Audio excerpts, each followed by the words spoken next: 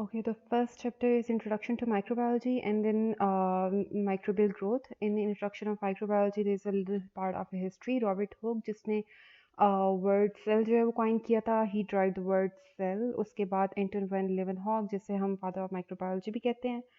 और क्यों इसे फादर ऑफ माइक्रोबायोलॉजी कहते हैं? क्योंकि he first time observe living micro organism in a microscope which he himself designed. तो आपने याद रखना है कि फादर ऑफ माइक्रोबायोलॉजी जो है वो एंटोन वेन लेवन हुक है, और रॉबर्ट हुक ने सिर्फ जो है सेल का वर्ड डिस्क्राइब किया था कि सेल क्या होता है. उसके बाद जोसेफ लिस्टर है, उसने सबसे पहली बार एंटीसेप्टिक सर्जरी डिवाइस की थी, और उससे पहले सर्जिकल इंस्ट्रूमेंट्स को क्लीन नहीं किया जाता था, और वही सर्जिकल इंस्ट्रूमेंट्स जो है, सेम सर्जिकल इंस्ट्रूमेंट्स सभी पेशेंट्स पे यूज़ किए जाते थे, जिसकी वजह से नोज़ोकॉमियल इन्फेक्शंस और बहुत सारी कॉम्प्लिकेशंस जो हैं आफ्टर सर्जरी डेवलप होती थी. तो उसने सबसे पहली बार फिनॉल्स को यूज़ किया था for cleaning of it surgical wounds and surgical instruments. लेकिन with the passage of time पता चला कि फिनॉल जो है that is irritant for skin. इस वजह से फ़िनॉल का इस्तेमाल कम हो गया और फ़िनॉल के डेरिवेटिव्स ड्राइव हो गए, जो कि मुख्तलिफ तरह से स्किन पे और डिफरेंट चीज़ों पे वो यूज़ किए जाते हैं. सो एंटीसेप्टिक सर्जरी जो है वो जोसेफ लिस्टर ने डिस्क्राइब की थी पहली बार, उसी ने यूज़ की थी, इस वजह से उसको कहा जाता है फादर ऑफ एंटीसेप्टिक सर्जरी. उसके बाद रॉबर्ट कोच है. कोच पॉस्टुलेट्स आपके चैप्टर नंबर 7 में हैं. 4 पॉस्टुलेट्स थे, और उन पॉस्टुलेट्स का पर्पस क्या था कि one microbe cause one specific disease. For example anthrax, bacillus anthracis cause anthrax in cattle, कि एक स्पेसिफिक माइक्रो ऑर्गेनिज्म एक स्पेसिफिक तरह की डिजीज कॉज करता है. ये सारी थ्योरी जो है रॉबर्ट कोच ने 1876 में डिस्क्राइब की थी, जिसके 4 पॉस्टुलेट्स भी हैं जो कि इंपॉर्टेंट भी हैं और प्रीवियस पेपर्स में आ भी चुके हैं. उसके बाद लुइस पास्टर ने पास्चराइजेशन का प्रोसेस डिस्कवर किया था, जो हमने चैप्टर नंबर 13 स्टेरिलाइजेशन में पढ़ा है क्या होता है. It is a process of heating a liquid to 65 degree centigrade to kill most of the bacteria. कि पास्चराइजेशन के प्रोसेस में क्या करते हैं, आप 65 डिग्री सेंटीग्रेड पे हीट करते हैं किसी भी चीज़ को, और उसके बाद उसे रैपिड उसकी कूलिंग करते हैं ताकि वो फ्री ऑफ जर्म्स हो जाए. उसके बाद पॉल एल्ड्रिक, he first time used any drug for the treatment of syphilis. कि उससे पहले डिजीज़ जब हो जाती थी तो ट्रीटमेंट के लिए कोई स्पेसिफिक ड्रग नहीं यूज़ किया जाता था, तो उसने मैजिक बुलेट का नाम दे दिया उस ड्रग को कि मैजिक बुलेट है, इससे फ़ौरन जो है डिजीज़ क्योर हो गई है. और उसके बाद अलेक्जेंडर फ्लेमिंग ने 1928 में डिस्कवर की थी penicillin, which was produced by a mould penicillium notatum to prevent the growth of microbial growth. Penicillium notatum जो है दैट इज़ अ मोल्ड, और मोल्ड का मतलब है मल्टीसेलुलर फंजा है. ये यीस्ट नहीं है, मोल्ड है. पेनिसिलिन नोटेटम इसका नाम है, और इसी पे उसने पेनिसिलिन का नाम रख दिया था. और पेनिसिलिन आपको पता है कि एक बहुत ही नोन ड्रग है, जिसके अब डेरिवेटिव्स भी यूज़ किए जाते हैं, क्योंकि बॉडी जो है पर्सन की वो रेजिस्टेंट हो गई है टू नेचुरली अकरिंग पेनिसिलिन. तो जिसकी वजह से अब नेचुरली अकरिंग पेनिसिलिन जो है वो इतनी इफेक्टिव नहीं रही है, और अब उसके डेरिवेटिव्स ड्राइव हो गए हैं डिफरेंट जनरेशंस के. उसके बाद चैप्टर 1 का पार्ट ये difference between prokaryotic and eukaryotic cell, जिसमें आप बता रहे हो prokaryotic cell do not have a DNA in a membrane bounded nucleus, जबकि eukaryotic cell have a nuclear membrane, have a DNA surrounded by nuclear membrane. उसके बाद इसमें prokaryotic cell में माइटोटिक डिवीजन नहीं होती है, यूकैरियोटिक सेल में होती है माइटोसिस. क्रोमोसोम में नंबर यूजुअली प्रोकैरियोटिक सेल में एक ही क्रोमोसोम होता है, एक ही सर्कुलर डीएनए होता है, जबकि यूकैरियोटिक सेल में एक से ज़्यादा डीएनए भी होते हैं. उसकी एग्जांपल ह्यूमन सेल है, जिसमें 23 पेयर ऑफ क्रोमोसोम्स हैं, जबकि बैक्टीरिया का अगर सेल देखें तो उसमें एक सिंगल सर्कुलर डीएनए आपको नजर आएगा. उसके अलावा कोई भी मेम्ब्रेन बाउंडेड ऑर्गेनेली, कोई भी मेम्ब्रेन बाउंडेड ऑर्गेनेली प्रोकैरियोट्स में नहीं होती है. माइटोकॉन्ड्रिया, लाइसोसोम, गोल्जी एपरेटस, जितनी भी मेम्ब्रेन बाउंडेड ऑर्गेनेलीज हैं वो प्रोकैरियोटिक सेल में नहीं होती हैं, यूकैरियोटिक सेल में होती हैं. और मेम्ब्रेन बाउंडेड का मतलब क्या है? मेम्ब्रेन बाउंडेड ऑर्गेनेली का मतलब है एक ऐसा रीजन जहाँ पे एक स्पेसिफिक मटेरियल हो, और उस मटेरियल को सराउंड किया हो किसी मेम्ब्रेन ने, किसी एनवेलप के अंदर कोई स्पेसिफिक चीज़ होना. जैसे अगर किसी एनवेलप के अंदर डीएनए है तो हम उसे कहेंगे वो न्यूक्लियस है, अगर किसी एनवेलप में नहीं है तो हम कहेंगे वो न्यूक्लियस नहीं है, वो न्यूक्लियोइड हम उसे फिर कहेंगे. उसके बाद प्रोकैरियोट्स में राइबोसोम्स का साइज जो है दैट इज 70s. 70s का मतलब है कि उसके स्मॉलर राइबोसोम्स के 2 सब यूनिट्स होते हैं. तो प्रोकैरियोट्स में स्मॉलर सब यूनिट जो है वो 30s का होगा, और लार्जर सब यूनिट जो है वो 50s का होगा. जबकि यूकैरियोट में टोटल राइबोसोम का साइज जो है वो 80s होता है, स्मॉलर सब यूनिट जो है वो 40s का होता है, लार्जर सब यूनिट जो है वो 60s का होता है. उसके अलावा प्रोकैरियोटिक सेल वॉल में प्रोकैरियोटिक बैक्टीरिया में सेल वॉल होती है, which is made up of peptidoglycan. Eukaryotic cells में फॉर एग्जाम्पल खास तौर पे ह्यूमन सेल में कोई भी सेल वॉल नहीं होती है. और फंजाई भी यूकैरियोटिक सेल है, लेकिन उसमें काइटिन की सेल वॉल होती है. तो यहाँ बैक्टीरिया की बात की हुई है, तो बैक्टीरिया में पेप्टाइडोग्लाइकिन है, जबकि ह्यूमन सेल में कोई भी पेप्टाइडोग्लाइकिन लेयर नहीं है। उसके बाद यही बात थोड़ी डिस्क्राइब की है यहाँ पे कि यूकैरियोटिक सेल में ट्रू न्यूक्लियस होता है। इसका मतलब है their nucleus, their DNA is enclose in a membrane bounded in organelle, ठीक है। और न्यूक्लियोइड प्रोकैरियोट्स में न्यूक्लियस नहीं होता बल्कि न्यूक्लियोइड होता है। न्यूक्लियोइड एक ऐसे रीजन, ऐसी जगह को कहते हैं जहाँ पे डीएनए जो है वो लोकेटेड होता है, इसी जगह को आप कहते हैं न्यूक्लियोइड। उसके बाद यूकैरियोटिक सेल में ऑर्गेनेलीज होती हैं जैसे माइटोकॉन्ड्रिया, लाइसोसोम्स, लार्जर राइबोसोम्स, सब एटीएस सब यूनिट। जबकि यूकैरियोट्स में जो प्रोकैरियोट्स हैं उनमें 70s राइबोसोम्स होते हैं, ये हम पढ़ चुके हैं। उसके बाद most prokaryotic cell have a rigid external cell wall contain peptidoglycan, ये बात भी हम देख चुके हैं। और eukaryotes on the other hand do not have peptidoglycan, but in case of fungi they have a rigid wall with chitin। और chitin क्या है, एक फ्रेमवर्क है N-acetyl-glucosamine का। और यूकैरियोटिक सेल मेम्ब्रेन में स्टेरॉल्स भी होती हैं, जबकि प्रोकैरियोटिक सेल मेम्ब्रेन में कोई स्टेरॉल, किसी भी प्रोकैरियोट में स्टेरॉल्स नहीं होती एक्सेप्ट माइकोप्लाज्मा। माइकोप्लाज्मा क्या है, माइकोप्लाज्मा वॉलेस बैक्टीरिया है which do not have cell wall but it has a cell membrane which contains sterols in its membrane। और कौन से स्टेरॉल्स होते हैं, कोलेस्ट्रॉल्स होते हैं। फंगल सेल मेम्ब्रेन में भी स्टेरॉल्स होते हैं, मगर फंगल सेल मेम्ब्रेन के स्टेरॉल्स का नाम होता है एर्गोस्टेरॉल्स। और माइकोप्लाज्मा जो वॉलेस बैक्टीरिया है उसके स्टेरॉल्स का नाम होता है कोलेस्ट्रॉल, बिल्कुल ऐसे ही जैसे ह्यूमन सेल में कोलेस्ट्रॉल होता है। उसके बाद कंपैरिजन है of medically important microbes. 4 classes में क्लासीफाई करते हैं माइक्रोब्स को, virus, bacteria, fungi and parasites. ये इनकी प्रॉपर्टीज बताई गई हैं कि किस में सेल वॉल है, अप्रॉक्सीमेटेड साइजेस बताए हुए हैं सबके, न्यूक्लिक एसिड बताया है कि किस में डीएनए और किस में आरएनए, इन सब में दोनों होते हैं अदर देन वायरसेस। वायरसेस में दोनों में से एक होगा, या डीएनए होगा या आरएनए होगा। और टाइप ऑफ न्यूक्लियस किस में मेम्ब्रेन, इन दोनों में मेम्ब्रेन बाउंडेड है, और बैक्टीरिया में कोई डिस्टिंक्ट न्यूक्लियस नहीं है और वायरस में भी न्यूक्लियस नहीं होता। और राइबोसोम्स की बात की गई है, तो राइबोसोम्स वायरसेस में नहीं होते। इस वजह से वायरस ऑलवेज नीड अ इस वजह से virus always need a host cell ताकि वो रेप्लिकेट करे, अपनी प्रोटीन बनाए, क्योंकि राइबोसोम्स का काम होता है प्रोटीन बनाना और वायरस के पास कोई राइबोसोम नहीं है, it can not make its own protein. इस वजह से उसको होस्ट की प्रोटीन सेंसस मशीनरी चाहिए। ये वजह है कि वायरस किसी भी लिविंग बॉडी के बगैर सर्वाइव नहीं कर पाता। उसको हमेशा हमेशा ऑब्लिगेट इंट्रासेलुलर पैरासाइट है, उसको हमेशा ग्रो करने के लिए जो है होस्ट बॉडी चाहिए, क्योंकि अपनी प्रोटीन ही नहीं बना सकता। प्रोटीन बनाने की इन्फॉर्मेशन तो उसके पास है डीएनए की फॉर्म में, लेकिन वो प्रोटीन बना नहीं सकता क्योंकि उसके पास राइबोसोम्स नहीं है। इसी तरह माइटोकॉन्ड्रिया के बारे में बात की है, जो बैक्टीरिया और वायरस के पास नहीं है, बाकी दोनों के पास है, क्योंकि माइटोकॉन्ड्रिया जो है एक मेम्ब्रेन बाउंडेड ऑर्गेनेली है और बैक्टीरिया के पास कोई भी मेम्ब्रेन बाउंडेड ऑर्गेनेली नहीं है। आउटर सरफेस की बात की जाए तो वायरसेस में प्रोटीन कैप्सिड होता है और some viruses have lipid protein envelope. Protein capsid होता है और लिपिड एनवेलप होता है, इसकी बाद में भी हम बात करेंगे ये क्या होता है। Rigid wall containing peptidoglycan, fungi में काइटिन होती है और पैरासाइट की फ्लेक्सिबल मेम्ब्रेन होती है। उसके बाद मोटिलिटी और मॉड ऑफ रेप्लिकेशन की बात की जाए तो बैक्टीरिया जो है वो बाइंड डिफिशन से डिवाइड करता है और फंजाई जो है बडिंग और माइटोसिस से डिवाइड करते हैं और पैरासाइट्स जो है they divide by mitosis. Budding क्या होती है, एक बड बना के सेपरेट हो जाना बाकी बॉडी से, और माइटोसिस क्या होती है, एक सेल का 2 सेल में डिवाइड होना with the same number of chromosome. और बाइंड डिफिशन का मतलब होता है एक सेल का 2 सेल्स में डिवाइड होना। उसके बाद जो नेक्स्ट चैप्टर है दैट इज माइक्रोबियल ग्रोथ। और माइक्रोबियल ग्रोथ में आप क्या देखोगे, सबसे पहले कुछ टर्म्स हैं। बाइंड डिफिशन क्या होती है, जैसे भी हमने बात की है, bacteria it reproduces by binary fission, it is a process by which one parent cell divides into 2 progeny cells। Progeny cells means daughter cells कि one parent cell it divide into 2 daughter cells।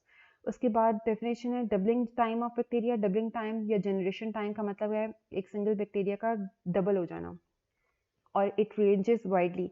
कोई bacteria 20 minutes में double हो जाते हैं, कोई 18 minutes में। यहाँ पे एग्जांपल दी हुई है कि इकोलाई जो है दैट इसका डबलिंग टाइम जो है दैट इज 20 मिनट, और माइकोबैक्टीरियम ट्यूबरोसिस का डबलिंग टाइम जो है 18 आवर्स बाद वो डिवाइड करता है। अब क्यों ये 18 आवर्स बाद, ये 20 मिनट्स और ये 18 आवर्स इतना ज़्यादा डिफरेंस क्यों है, क्योंकि Mycobacterium tuberculosis is a bacteria, it is acid fast bacteria and it has a thick layer of mycolic acids in its cell wall। that is why mycolic acid जो है वो वैक्सी लिपिड लेयर है, और वैक्सी lipid layer की synthesis में Mycobacterium को अपनी वैक्सी lipid बनाते हुए ही बहुत ज़्यादा टाइम लग जाता है, और अपना मोस्ट ऑफ द टाइम वो वैक्सी लिपिड ही लिपिड लेयर यानी माइकॉलिक एसिड बनाते हुए ही बहुत ज़्यादा टाइम कंज्यूम कर लेता है। इस वजह से उसका डबलिंग टाइम बहुत ज़्यादा है। और इकोलाई क्योंकि एक सिंपल बैक्टीरिया है, सिंपल बाइंडरी फिशन से डिवाइड होता है, इसकी डबलिंग टाइम जो है वो 20 मिनट्स है। उसके बाद एक और टर्म यूज़ किया obligate intracellular parasite. Obligate intracellular parasites are those organism that specifically live within the host cell. It cannot live without the host cell. क्यों? क्योंकि because they do not have ribosomes, they cannot perform its protein. यहाँ पे example दी गई है bacteria की, chlamydia and rickettsia. Other than viruses भी जो हैं वो ऑब्लिगेट इंट्रासेलुलर पैरासाइट्स हैं। और एज कम्पेयर टू दैट एक टर्म होती है इंट्रासेलुलर पैरासाइट। ये ऑब्लिगेट इंट्रासेलुलर पैरासाइट है। एक और टर्म होती है इंट्रासेलुलर पैरासाइट। इंट्रासेलुलर पैरासाइट जो बैक्टीरिया हैं, they can grow within the host cell but they can also grow on artificial media. तो ये उनका जो है वो डिफरेंस है दोनों का। Obligate intracellular, obligate means they must need a host cell for their growth. उसके बाद सेकंड क्वेश्चन जो इस चैप्टर का पार्ट है that is microbial. Second question, ये फर्स्ट क्वेश्चन है, these are just definitions. So first question is microbial growth curve. Microbial growth cycle has 4 phases।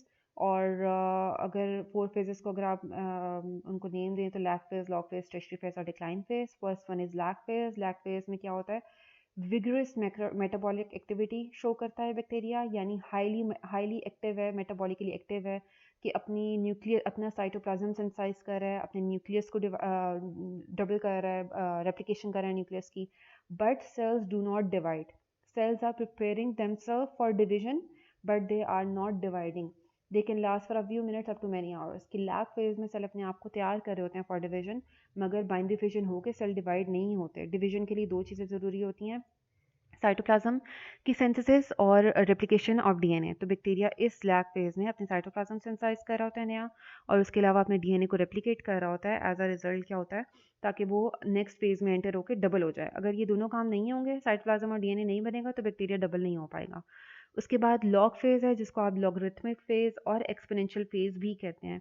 इस वजह से इसे एक्सपोनेंशियल फेज कहते हैं क्योंकि there is a rapid cell division occurs. Many antibiotics such as penicillins are most effective during this phase because they act by disrupting biosynthetic process carried out by bacteria. क्या कह रहे हैं यहाँ पे कि मोस्टली एंटीबायोटिक्स जो हैं log phase में जब बैक्टीरिया हो, यानी जस्ट ग्रो कर रहा हो, उसका नंबर इंक्रीज कर रहा हो, तब ज़्यादातर एंटीबायोटिक इफेक्टिव होती हैं। क्या वजह है इसकी? क्योंकि जब सेल नंबर इंक्रीज हो रहा होता है तो बैक्टीरिया अपने नए स्ट्रक्चर्स बना रहा होता है, अपनी नई सेल मेम्ब्रेन बना रहा होता है, अपना नया सेल वॉल बना रहा होता है, अपने नए स्ट्रक्चर्स को डेवलप कर रहा होता है। तो अगर आप इसी स्टेज पे अगर एंटीबायोटिक दे देते हैं जो बैक्टीरिया के सेल वॉल को और बैक्टीरिया के सेल मेम्ब्रेन को डिस्टर्ब करेगी, तो बैक्टीरिया जो है वो डिवाइड नहीं कर पाएगा। डिवाइड नहीं कर पाएगा का मतलब है कि वो ग्रो ही नहीं कर सकेगा, क्योंकि उसकी सेल वॉल और सेल मेम्ब्रेन एंटीबायोटिक की वजह से डिग्रेड हो गई है बनने से पहले ही, और बैक्टीरियल ग्रोथ जो है वो आप उसको कंट्रोल कर लोगे और माइक्रोबियल इन्फेक्शन जो है वो रिकवर हो जाएगी, क्योंकि आपने पहले उसे ग्रो करते हुए ही उसे एंटीबायोटिक दे दिया। उसके बाद थर्ड फेज है स्टेशनरी फेज। स्टेशनरी फेज का मतलब है कि number of new cells are equal to number of dying cells, कि नंबर ऑफ न्यू सेल्स और डाइंग सेल्स इक्वल हैं। ये क्यों होता है? स्टेशनरी फेज कब आता है? स्टेशनरी फेज तब आता है जब न्यूट्रिशन डिप्लेशन हो जाती है, यानी किसी कल्चर मीडिया में न्यूट्रिशन की कमी हो जाती है। क्यों कमी हो जाती है? क्योंकि बैक्टीरिया लॉग फेज में और लैग फेज में सारे न्यूट्रिशन को कंज्यूम कर चुका होता है और हम नए न्यूट्रिशन नहीं दे रहे होते हैं। इस वजह से न्यूट्रिशन डिप्लेशन हो जाती है और टॉक्सिक प्रोडक्ट्स जो हैं वो बनना शुरू हो जाते हैं। एज अ रिजल्ट बैक्टीरिया की ग्रोथ जो है वो स्लो डाउन हो जाती है और number of new cells become equal to number of dying cells और स्ट्रेट कर्व डेवलप हो जाता है। अगर आप इसके बाद एक टर्म यहाँ पे यूज़ की गई है कीमोस्टैट। कीमोस्टैट का मतलब है अगर आप एक ऐसा ऑपरेटर्स यूज़ करें जिसमें से आप कॉन्टीन्यूसली टॉक्सिक प्रोडक्ट्स को निकालते जाएँ और नया न्यूट्रिशन मीडिया देते जाएँ, तो बैक्टीरिया कभी भी स्टेशनरी फेज में एंटर नहीं होगा। ठीक है? क्यों? क्योंकि आप क्या, वो हमेशा लॉग फेज में रहेगा, क्योंकि आप क्या कर रहे हो, आप रिमूव कर रहे हो टॉक्सिक वेस्ट प्रोडक्ट्स को रिमूव कर रहे हो और फ्रेश न्यूट्रिशन को ऐड कर रहे हैं। तो बैक्टीरिया या micro organism can remain in log phase and do not enter the stationary phase. ये बिल्कुल ऐसी है जैसे हमारी ह्यूमन बीइंग की बॉडी में अगर कोई इन्फेक्शन हो जाए तो होना तो ये चाहिए ना कि सारे फेजेस पूरे करके बैक्टीरिया डाई हो जाए, लेकिन वो डाई नहीं होता, हमें एंटीबायोटिक्स कंज्यूम करनी पड़ती हैं। उसकी वजह ये है कि ह्यूमन बॉडी में कभी भी न्यूट्रिशन डिप्लेशन नहीं होती है, कॉन्टीन्यूसली बैक्टीरिया को न्यूट्रिशन मिल रहा होता है और टॉक्सिक वेस्ट प्रोडक्ट भी बैक्टीरिया अपनी बॉडी से निकाल रहा होता है, जिसकी वजह से वो कभी भी स्टेशनरी फेज में एंटर नहीं होता और हमेशा वो लॉग फेज में ही रहता है इन द होस्ट बॉडी। उसके बाद लास्ट फेज है डिक्लाइन फेज, डेथ फेज भी जिसको कहते हैं। डेथ फेज में क्या होता है, number of dying cells are more than number of new cells, क्योंकि टॉक्सिक मेटाबोलाइट्स की बहुत ज़्यादा एक्यूमुलेशन हो जाती है, न्यूट्रिशन बिल्कुल ख़त्म हो जाता है, न्यूट्रिशन डिप्लेशन हो जाती है, जिसकी वजह से बैक्टीरियल सेल जो है वो डाई होना शुरू हो जाता है। ठीक है, ये 4 जो हैं ग्रोथ फेजेस हैं जिनको यहाँ पे रिप्रेजेंट किया गया है। ए फेज़ जो है दैट इज़ लैग फेज़, के बैक्टीरिया अपने आप को प्रिपेयर कर रहा है और फॉर डिवीजन और डिवाइड फिजिकली नहीं कर रहा। उसके बाद B phase as a log phase, जहाँ पे आप देख रहे हो एक्सपोनेंशियली नंबर ऑफ सेल्स जो हैं, number of cells are on Y axis, तो एक्सपोनेंशियली नंबर ऑफ सेल्स जो हैं दे आर इंक्रीजिंग। और उसके बाद तब तक इंक्रीज करते हैं जब तक न्यूट्रिशन डिप्लेशन शुरू नहीं हो जाती। तो सी फेज पे यानी स्टेशनरी फेज पे न्यूट्रिशन डिप्लेशन होना शुरू हो जाती है और बैक्टीरिया के जो ग्रोथ है वो स्टेबल हो जाती है, स्टीडी हो जाती है, यानी number of new cells are equal to number of dying cells. उसके बाद डी फेज है विच इज़ डिक्लाइन फेज। यहाँ पे क्या हो रहा है कि सारे न्यूट्रिशन जो हैं वो कंज्यूम हो चुके हैं और टॉक्सिक मेटाबोलाइट्स जो हैं वो क्या कहते हैं एक्यूमुलेट हो गए हैं और बैक्टीरियल सेल जो है वो डाई होना शुरू हो गया। तो ये आपने याद रखना है कि वाई एक्सेस पे जो है वो टाइम है और लॉग या नंबर ऑफ सेल्स जो हैं वो वाई एक्सेस पे हैं, और ये 4 फेजेस को लेबल करना बहुत ज़रूरी है और उनको सही तरह बनाना बहुत ज़रूरी है कि डिक्लाइन फेज और लॉग फेज अच्छी तरह से नज़र आ रहे हों, ताकि ईजिली जो है पेपर चेकिंग में भी ईजिली आपको भी समझ आ जाए और एग्जामिनर को भी समझ आ जाए। उसके बाद सेकंड क्वेश्चन जो इस चैप्टर का पार्ट है that is classification of bacteria on the basis of oxygen requirement. 5 classes में हम क्लासीफाई करते हैं। ऑब्लिगेटेड रोब्स, आपको पता है ऑब्लिगेटेड रोब्स क्या हैं, they must require oxygen to live. और उसके बाद इसकी एग्जांपल्स दी हुई हैं यहाँ पे। फैकल्टेटिव एनारोब्स क्या होते हैं, they can use oxygen but can also grow in the absence of oxygen, और उसकी एग्जांपल्स दी हुई हैं यहाँ पे। उसके बाद ऑब्लिगेट एनारोब्स के बारे में बताया हुआ, दे कैन नॉट यूज ऑक्सीजन, और अगर आपको ऑक्सीजन देंगे तो वो डाई हो जाएंगे। जैसे ही आप ऑब्लिगेट एनारोब को ऑक्सीजन दोगे the cell will become die. क्यों डाई होता है ये भी आगे जाके हम बात करते हैं। तो यहाँ पे बताई गई हैं 3 obligate aerobes, facultative anaerobes and obligate anaerobes. उसके बाद फोर्थ फॉर्म है एरोटॉलरेंट एनरोब्स। एरोटॉलरेंट एनरोब्स वो हैं जो कि ऑक्सीजन को यूज़ नहीं करते बट टॉलरेट करते हैं, as its name indicate. Aero tolerant यानी टॉलरेट करते हैं एयर को। तो they can not use oxygen but only tolerate it, और they can break down toxic form of oxygen. इसकी यहाँ पे एग्जांपल्स दी गई हैं, लैक्टोबैसिलस।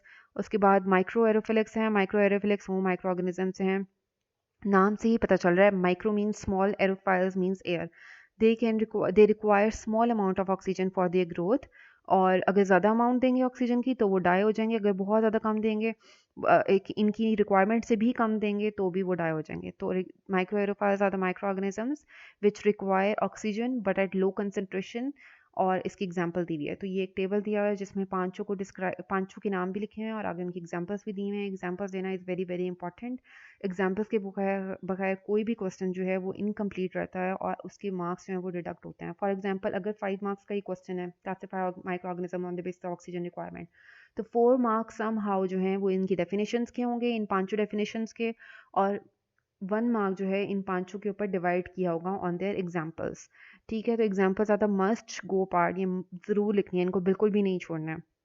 और अगर कहीं ज़्यादा दी हुई है तो एटलीस्ट, जैसे यहाँ ज़्यादा दी हुई है तो एटलीस्ट एक एग्जाम्पल तो लिखनी ही है। ठीक है, उसके बाद यहाँ पे बताया हुआ है the main reason why anaerobic bacteria can not use oxygen.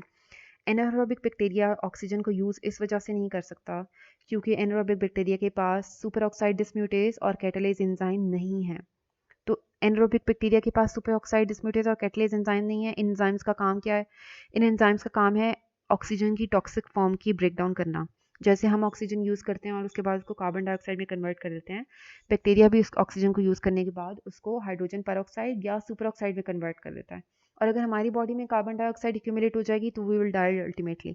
इसी तरह बैक्टीरिया की बॉडी में भी जब हाइड्रोजन परऑक्साइड और सुपर ऑक्साइड एक्यूमुलेट हो जाती है, जमा हो जाती है, तो बैक्टीरियल सेल डाई हो जाता है।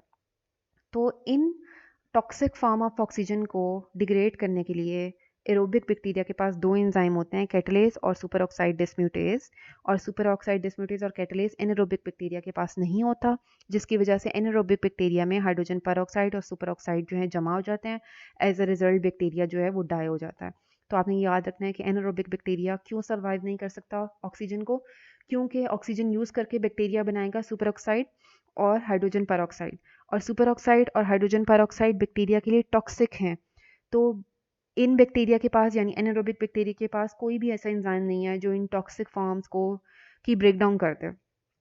इस वजह से ये ऑक्सीजन यूज़ नहीं कर पाते। और जो एरोबिक बैक्टीरिया हैं उनके पास कैटालेज भी है और सुपर ऑक्साइड डिस्म्यूटेज भी है, जिसकी वजह से ऑक्सीजन के यूज़ के बाद बनने वाली हाइड्रोजन परऑक्साइड और सुपर ऑक्साइड जो है वो कैटालेज और सुपर ऑक्साइड डिस्म्यूटेज जो है वो डिग्रेड कर देते हैं, और बैक्टीरिया की बॉडी में, एरोबिक बैक्टीरिया की बॉडी में टॉक्सिक फॉर्म ऑफ ऑक्सीजन यानी हाइड्रोजन पेरोक्साइड और सुपर ऑक्साइड जमा नहीं होती, जिसकी वजह से बैक्टीरिया सर्वाइव करता है, और एनारोबिक बैक्टीरिया के पास ये दोनों एंजाइम नहीं होते हैं, इस वजह से हाइड्रोजन पेरोक्साइड की ब्रेकडाउन नहीं होती।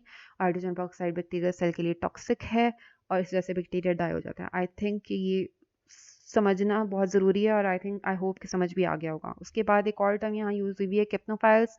किप्नोफाइल्स are those micro organisms which need carbon dioxide for their growth.